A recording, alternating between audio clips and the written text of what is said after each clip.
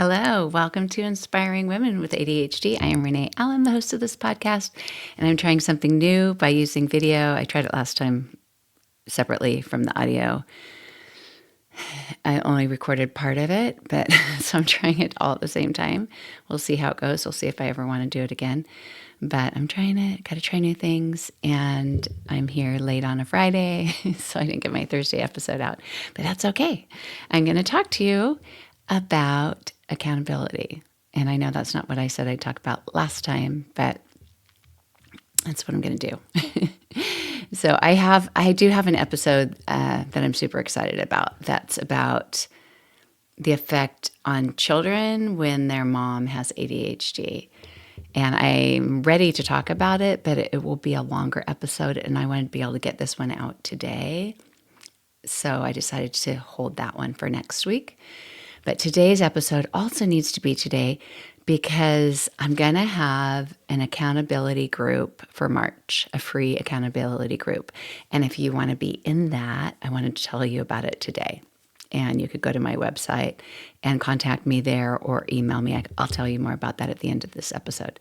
But because of that, I thought, well, I'll talk some more about accountability today because it's interesting.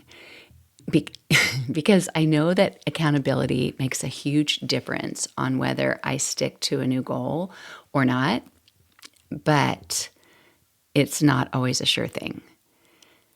I'm wondering if this has ever happened to you.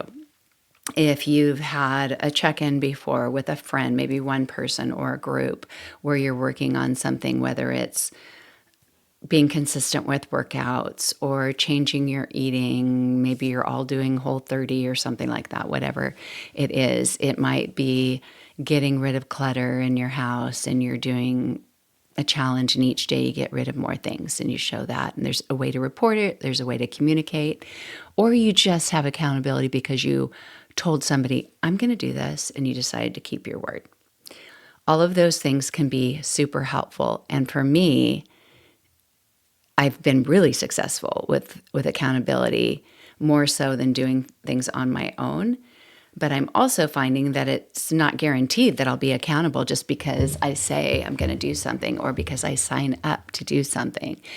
And I know that in having my website and having accountability groups or a challenge, there's a good chance that a lot of people who sign up for it won't stick to it. They won't be consistent because of the challenges that we have with ADHD. You might forget that you were doing it. You might just feel behind. And so I wanted to talk about some of those reasons why we might not do as well with accountability, even though it is possible to do well, but what some of those challenges can be. And maybe you can relate to some of these. One is with executive dysfunction. We don't always remember what we've told someone we were going to do, what we even thought of doing, what we signed up to do. Have you ever signed up for something and forgotten about it? Or signed up for a class and you show up on the wrong day or the wrong time? With executive dysfunction, information that you have, whether it comes from you or for someone else, it doesn't always go into your brain, into a place where you will remember it. So you might not be able to even remember you made a commitment. You also may not do as well with tracking, with every day, I'm going to go on this app and I'm going to check off this box and I'm going to write when I start my intermittent fasting and when I end. Once you get into that, you might be doing it more regularly because it's a habit, because your brain has learned to remember. But until then, you might need some help doing that. You might need an alarm set on your phone or a Post-it note or something on your calendar, wherever it is that you're going to look, to help you. It's also difficult with executive dysfunction is to take a task and make it manageable for yourself. You might make it bigger in your mind, or even if it is big, you might not be able to break it into the steps of what you need to do.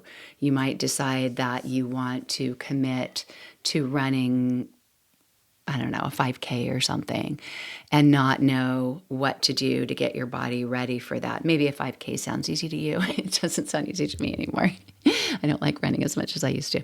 But any of those things, if you're not able to make it manageable for yourself, then it might be just not even something that you attempt to do. Another thing is time blindness, which the more I think about what time blindness involves, the more I can relate to. I used to think, oh, I'm pretty aware of time. Not actually, not actually. So many adults with ADHD struggle with time blindness, even children with ADHD. If you have any, probably seen this where you say, okay, we're going to leave in 20 minutes or in 10 minutes, we're going to, whatever. And it hasn't been 10 minutes. Yes, it has. The time goes by so quickly. And if you aren't aware of how long something is taking or how long it will take, it might be harder to manage when you need to work on something, when you've committed to do something. You might be late to whatever appointment you have. That's just normal life. But as far as something that's with accountability, you might even be late to a class that you agreed to meet your friend at. Every Monday, we're going to go to this fitness class together. Every Monday, Wednesday, Friday. And if your time frame is messed up, either for leaving on time or even managing to get everything you need together for that, it can get in the way of your goals. Also, just forgetting that you have a deadline until the last minute. It doesn't give you enough time to complete that deadline. Forgetting which day it is, forgetting which week it is. Have you ever done that? I had a lot of relatives come visit, not this weekend, maybe 2 weekends ago, and I've known about it since last fall. I knew it was the first weekend in February. Okay, so that's longer than, because now it's the end of February. So there's my time blindness right now. It was 4 weeks ago. But on a Friday, like right now, I knew that, it's the end of January. I knew that in my mind, but my mind hadn't registered. I hadn't put the information in to make it complete, that meant the first weekend of February, when all of these people, I think every time I count it's a different number, but I'm pretty sure there were 13 people staying in our house. My husband's brother and wife and kids and a few grandchildren. So they came to stay with us, and I had talked to my sister-in-law about it. I had made a lot of plans, but on that Friday, I realized, February 1st tomorrow, that means that's the first weekend in February. That means everyone's coming tomorrow. That means you need to have enough food in the house. That means you need to get bedding ready. You need to get rooms ready, all of that. And I was not estimating that deadline at all in my logical brain of what I need to do today. I was on a vast calendar somewhere out in the future, but right when it came to it, I couldn't. So also just forgetting instructions back to a challenge. Let's say your challenge is to learn how to, and I apologize if you can't relate to any of these, but these are challenges that I've done before. I'm going to do 100 push-ups a day. Well, I can't even do, this is toe push-ups. I can't even do 10 on my toes. I don't even know if I can do 5 right now. I might be able to. Now I'm on camera. I could actually show you if I could or not. But I don't know if I could, because I've always had weaker arms compared to the rest of my body weight. So I did a challenge once to do 100 push-ups a day. And I was able to divide those up as, do 10 in the morning, 5 here, but I would tally them up. And by the end, I don't know that I could do 100 at a time, but I could do at least 40 at a time, maybe 50 at a time, which was amazing. I developed that strength. But I've had some challenges before, or some goals that I've decided, like, I'm going to be a part of this. Yeah, I'm going to do that.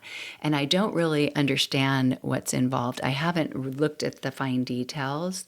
And then once it starts, I realize, oh, I'm a little behind here, because I wasn't aware it started right now.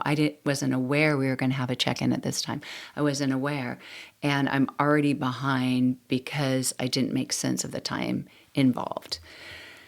Also, just feeling like your future person is capable of more than your now person is. Have you ever done that, where you think, I can totally do that in January. December's so busy with the holidays, but after New Year's, oh yeah, I've got all the time in the world. And then January comes and you don't have all the time in the world. You don't have all the time in the world. Life isn't as simple as you once thought. So it's just thinking that your future self could handle things and maybe you commit to too much. I think that's why a lot of people don't do well with their New Year's resolutions, is because they set the goals so high and they think they're capable. I think I'm capable. And the actual capability of my present self isn't able to match what the ideal situation is. Another thing is emotional dysregulation. I don't know if you remember me talking about this that week that I talked about RSD, rejection sensitivity. Wait, I always do it wrong. Rejection sensitive dysphoria. There's no sensitivity. I always want to say it that way. Rejection sensitive dysphoria.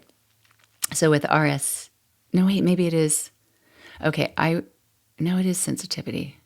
Okay, I have to look it up really fast because see, there's my brain not working. As I finally get it, no, it is rejection sensitive dysphoria. Okay, I was questioning myself. I had written it down wrong again.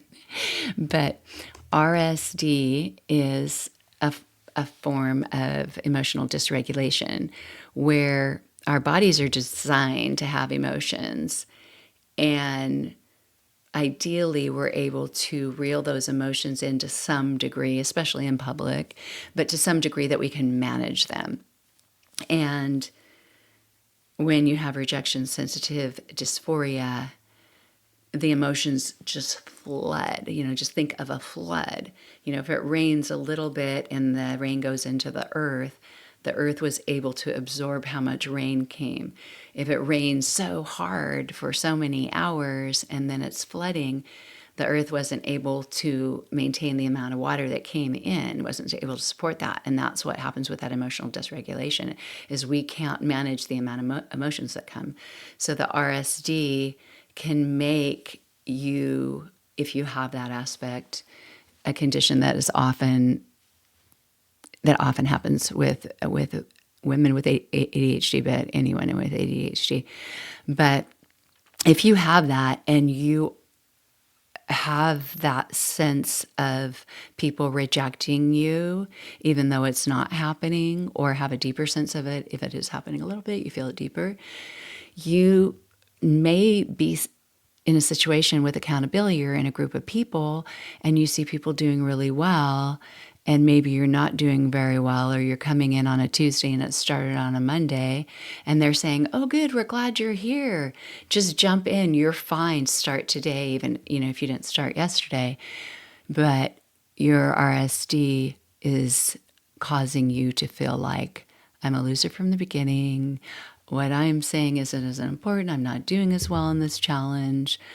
Or if it's an accountability thing and you're working with somebody one-on-one. I participated in 2 different accountability groups or situations in January and February, and some of them overlapped. And actually a third one that I kind of forgot about. It's a 3-month one. I'm in the 3rd month. I still haven't really participated.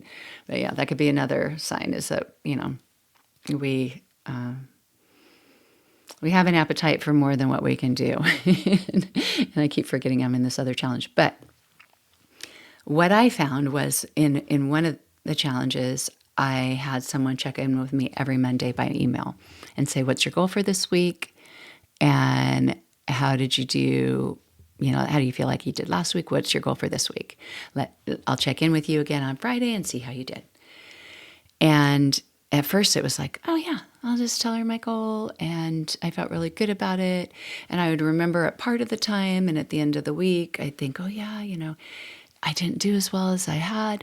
And one thing that really helped was when I admitted to it, all the things that I didn't do and why. She said, it always takes us longer to do what we set out to do. And that's fine. You made progress. Felt really good. But my worriedness of, I'm going to just feel like such a loser reporting this, that I didn't do much, was getting in the way of me wanting to stay in it and reply. It was also getting in the way of me coming back the next week and setting a new goal, because then I start to question myself. Like I wasn't the decision making problem, the emotions were getting in the way. You already have problems making decisions often. If that's part of your ADHD, you have problems making decisions. And then you add in a fear that someone's going to think something about the decision you're making, the goal that you've set for yourself. If it's an exercise goal, and everyone else is preparing for these marathons or taking these really advanced classes, and your goal is to go for a walk 4 times a week, and you're starting to feel like, oh, maybe I shouldn't tell them that's my goal. Maybe I need to have a more lofty goal, one that sounds better. And it's just a fear of criticism or failure, even though they might not criticize you. You might think they have critical thoughts about you. And so it can just lead to avoidance of participating anymore, or just get in the way of the process of being accountable. And then just your own fear or your own insecurities of questioning yourself in what your goal is. And maybe you don't do any of this, but I do. Yeah. And the whole point, I think what's important to think of, especially with the emotional piece, is that we're doing this, we're in a challenge, we're in an accountability group to support each other and to feel lifted up, to feel connected so that we can do something, to feel accountable so that we can get something done. And if the group aspect or the reporting aspect is getting in your head too much, trying to get out of that and just do what it is you want to do here, what you want to accomplish. Don't worry about the rest. Use the group as a tool. And if there's any bonuses like connection, community, this feels great, I'm so glad we did so great, I made new friends, that is fantastic. But the tool, the piece that this group is, when I say a tool, it's like it's what's helping you reach your goal, then use it in a way that's helpful. And anything that gets in the way that doesn't feel helpful, just let go of that. Just let go of that and just tell yourself that doesn't matter. That doesn't matter. It might be easier for some than for others. But yeah, it was just interesting because this other accountability group that I was in, and like I said, I was in quite, more than I should have been at the same time. But the FOMO, if you have the FOMO aspect and you find out about something, you don't want to not be a part of it. So that's why I did. but the other accountability group wasn't as much for people doing exactly what I'm doing.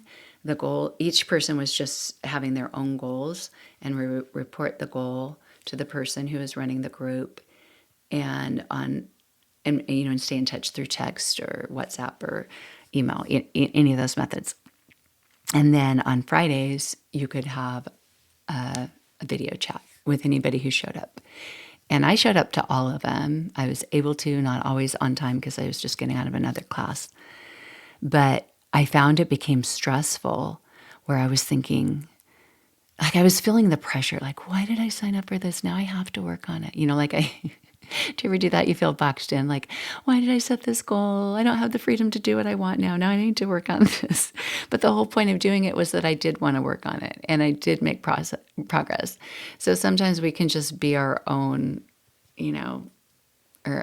antagonist in getting in the way of our goals by, questioning it, feeling trapped, feeling like you have to do something that you don't want to do. You always have a choice to do what you want to do, but look at your goal and see, do I want to work toward the goal today or do I not? And see if it's useful for you to continue with that accountability.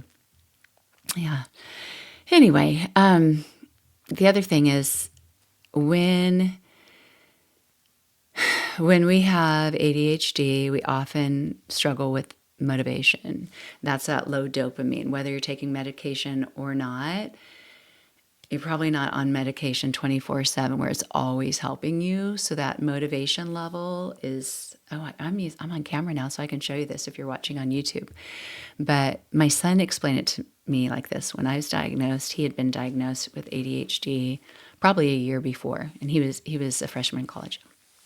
And he told me that the way stimulants help is here's the level of most people of motivation. Like, oh, I don't want to do that.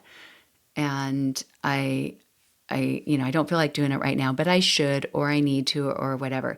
And what they do is they go from that level to here. They go from, and they're there. They do it. It takes a little bit of a leap, but they're able to leap and get there, and they're there. But when you have ADHD, so here's the level where you want to get to start doing something to be motivated. And when you have the ADHD, you're down here. So your dopamine levels are lower, and you're going, yeah, I have a deadline. And then you go back down, or oh, I'll eat some sugar, or whatever it is. Like, I paid money for this class at the college. You're trying to do these things to get yourself to do it, and you can't get yourself to do it. And you might find a breakthrough somehow, or find something enjoyable, all those things in the Atomic Habit book, find something pleasurable about it. Or for me, I look for the fun aspects. Start with the fun part. Get out a notebook that you like with a pen that you like. Make it fun to begin with. Do things that make it a pleasurable experience. But you still may struggle with going, you're just not even here where the people normally are. So when your dopamine levels come up with the medication or something else, you're exercising regularly or whatever it is that's helping that, then you just have to make that little leap. And my son told me that's what put in your earbuds and silence out the world and listen to a podcast or an audiobook or a TV show with your phone in your pocket every once in a while looking at it. That was a stimulant too. It brought me to a normal level, and I could function. I could get things done that I couldn't otherwise.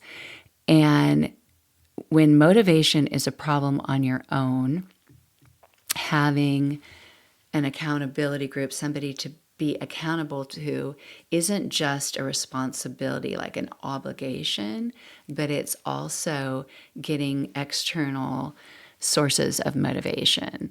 So even though you could feel kind of this weighing in of the people in that group that you may or may not know, you might feel a pressure or you might feel lifted up. And if you think of, okay, they can lift me up, they can help me with this, they can help motivate me, they can cheer me on, then it's easier to get started. You have that drive, that ability to do it. And there's a lot of things that could get in the way for sure. And especially if you have experiences of trying before and not succeeding, and you got the ER view of it'll never work. It can work with a new approach or new support or having a friend.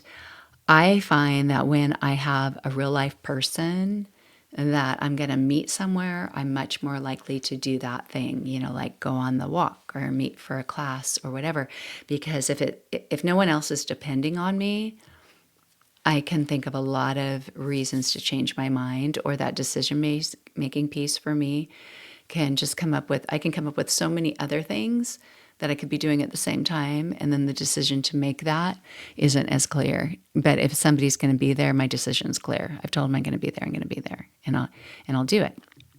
And body doubling, I've talked about that before. You probably heard of it. I just think it's the weirdest term, but it's just working alongside someone else, having somebody come over and do something with you. You want to start a garden, and having them there with you is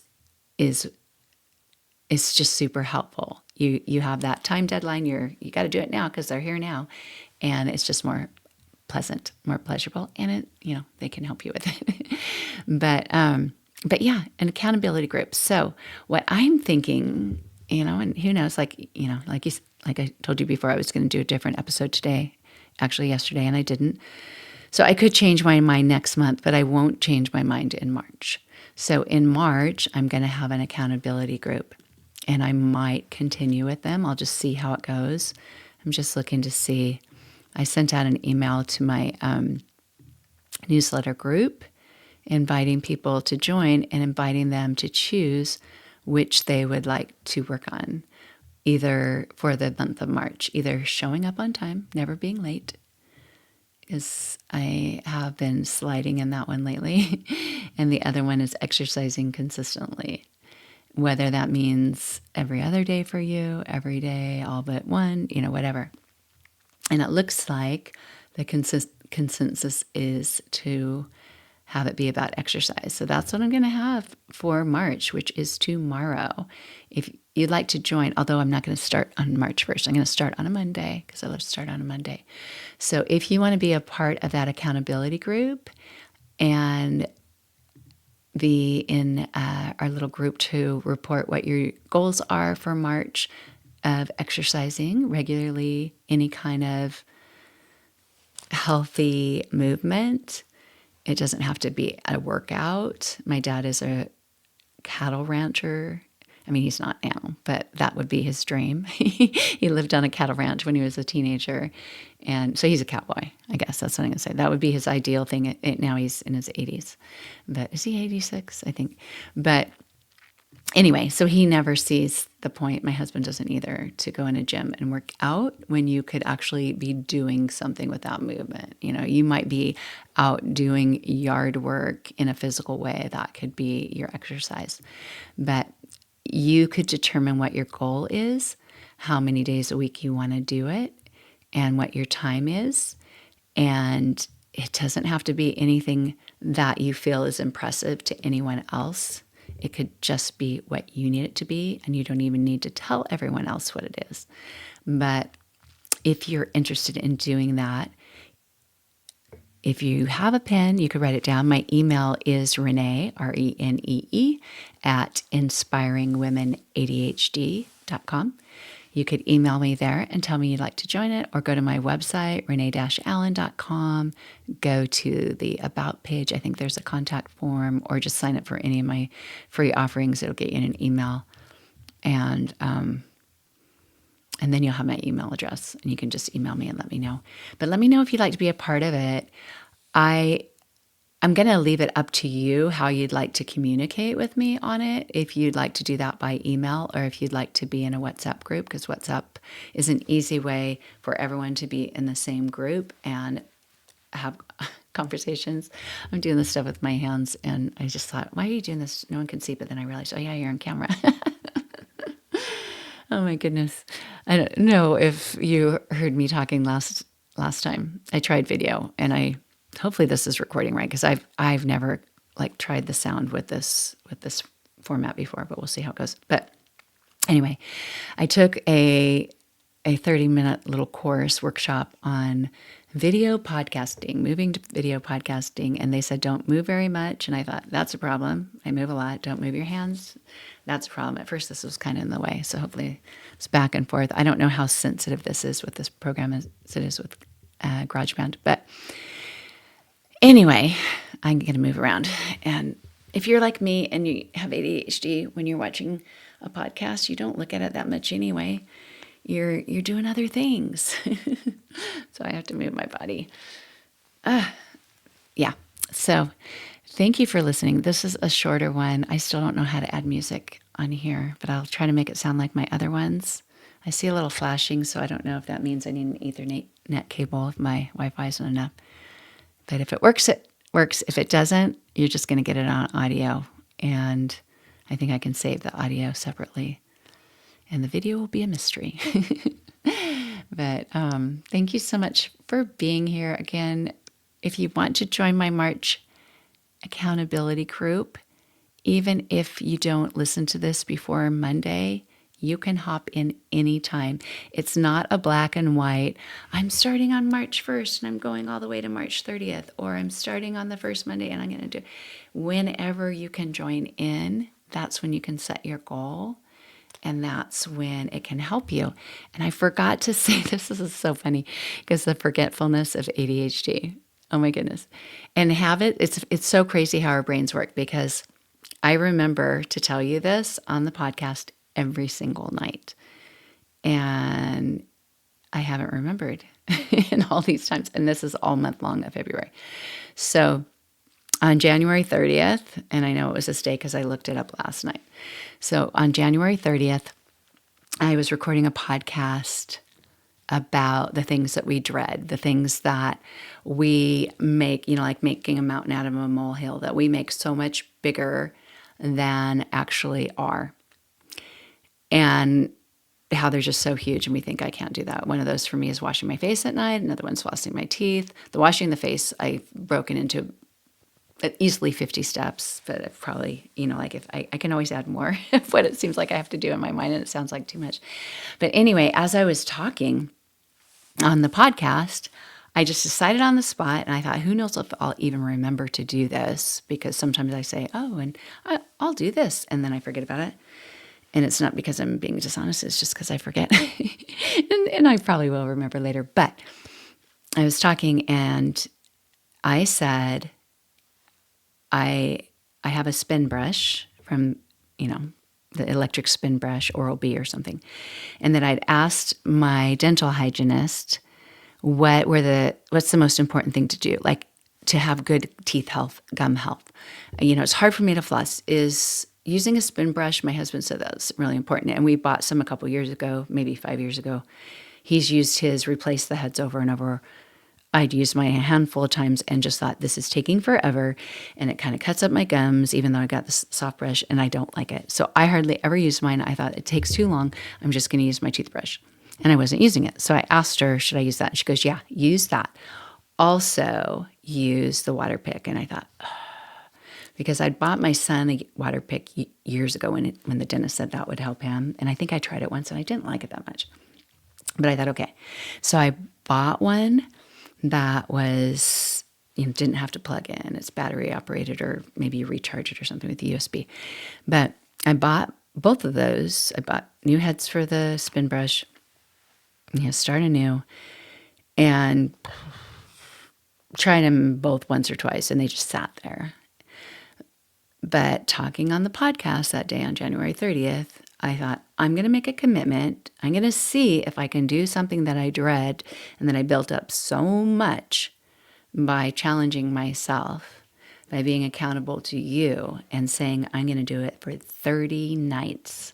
30 nights before I go to bed, I'm going to use the spin brush and I'm going to use the water pick. And I was kind of counting in my brain, okay, 2 more days of January, there's probably 28 days of February. That makes 30 days. And today's February 28th. I still have 1 night to go, but I can tell you I've done it every single night. And it wasn't easy at first. I learned a lot along the way. One thing that I learned is that I continued to have the dread. I'd go into the bathroom, I'd look at that. Thankfully, I remembered that I'd made that goal. And I looked at that spin brush and I thought, I don't want to do that. I don't want to do that. I had total dread, but I thought, you do that. You said you were going to do it, do it. So I made myself do it. I didn't enjoy it, but I did it. And then when it got to the water pick, I thought, because I tried it before and it would, I didn't really know how to use it. The water's going all over the place. And I thought you're supposed to use like boiled water or distilled water or, something. And I just decided I'm not doing that. I'm just using water. We have well water. It's pretty good. I'm just going to use water from the tap. I'll clean it out every once in a while, but I'm not going to let that get in the way of my goal. So every night, I didn't realize, okay, I'm putting a thumbs up and now it's doing a thumbs up bubble on the screen. Sorry about that. I don't know why it does that.